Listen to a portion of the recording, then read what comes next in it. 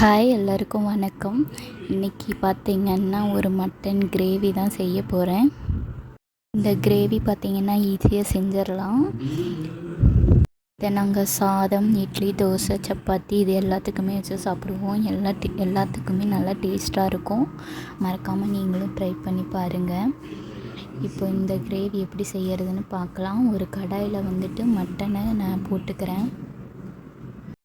மட்டனை தான் வேக வைக்க போகிறேன். அந்த கடாயிலேயே போட்டு நல்லா வேக வச்சு எடுத்துக்கிறேன் ஃபஸ்ட்டு. இப்போ மட்டனெல்லாம் நல்லா க்ளீன் பண்ணி போட்டுட்டு கொஞ்சமாக ஆயில் ஊற்றிக்கிறேன். இப்போது ஆயில் ஊற்றிக்கிட்டு ஒரு அரை டீஸ்பூன் மஞ்சத்தூள் போட்டு நல்லா வேக வச்சு எடுத்துக்கிறேன். தண்ணியெல்லாம் நான் ஊற்றவே இல்லை. இது மட்டன்லேருந்தே தண்ணி வந்தது. அந்த தண்ணியில் மட்டும்தான் நான் வேக வைக்கிறேன். இது எல்லாம் ஆட்டுக்கறியும் கட்டி நல்லா வெந்துடும் டக்குன்னு. உப்பெல்லாம் போட்டு நல்லா கால்வாசி பதத்துக்கு வெந்ததுக்கப்புறம் நான் ஒரு சக்தி மட்டன் பொடி வந்துட்டு போட்டுக்கிறேன். அப்புறம் கொஞ்சமாக மிளகாத்தூள்,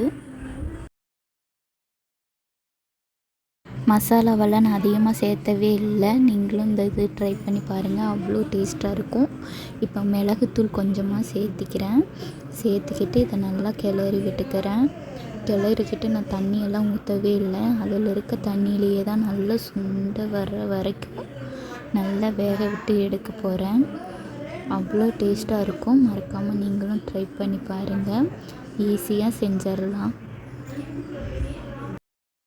இந்த மாதிரி நல்லா பெரட்டி எடுத்துக்கிட்டு அதுக்கப்புறம் கொஞ்சமாக கருவேப்பிலை தழை நான் போட்டுக்கிறேன். இது ஒரு ஃப்ளேவருக்காக தான் இது. அதுக்கப்புறம் தனியாக ஒரு கடாயில் எண்ணெய் ஊற்றிக்கிட்டு நான் இதுக்கு முன்னாடியே ஆனியன் வந்துட்டு அரைச்சி வச்சுருக்கேன், அதையும் சேர்த்திக்கிறேன். இப்போது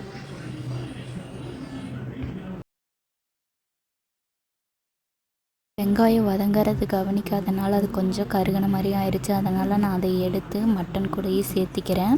தனியாக எதையும் வதக்கி நான் சேர்த்தலை. அதை அப்படியே சேர்த்து மட்டன் கூட கிளறிக்கிறேன்.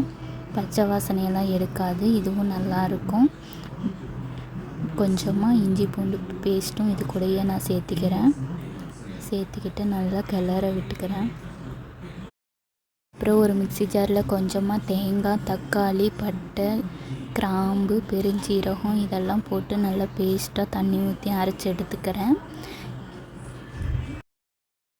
அரைச்ச பேஸ்ட்டை இப்போ இந்த மட்டன் கிரேவியில் நான் சேர்த்துக்கிட்டு தண்ணி ஊற்றலை, அப்படியே நல்லா கலந்து எடுத்துக்கிறேன். நல்லா பெரட்டி விட்டுக்கலாம். நல்லா பெரட்டிக்கிட்டு அந்த ஜார்லேயே கொஞ்சமாக தண்ணி ஊற்றி கழுவி நான் ஊற்றிக்கிட்டேன். ரொம்பலாம் தண்ணி ஊற்றலை, ஒரு லெவலாக தான் ஊற்றிக்கிட்டு நல்லா கலந்து எடுத்துக்கலாம். அந்த வடைச்சட்டியில் அந்த ஓரத்தில் இருக்கிற அந்த இதெல்லாம் நல்லா எடுத்து விட்டுக்கலாம். நல்லா கொதிக்குது. நல்லா அந்த மசாலாவிலேயே கொதித்து நல்லா சுண்டி வரட்டும். நல்லா டேஸ்ட்டாக இருக்கும். மறக்காமல் நீங்கள் இந்த ட்ரை பண்ணி பாருங்கள். இந்த நேரத்துக்கு இந்த மசாலாவிலேயே கறியை நல்லா வேக விட்டு எடுத்துக்கலாம். இப்போ பாருங்கள், நல்லா சுண்டி எண்ணெயெல்லாம் பிரிஞ்சு வந்துருச்சு, கறியும் நல்லா வெந்துருச்சு. பார்க்கவே எப்படி அழகாக இருக்குன்னு பாருங்கள்.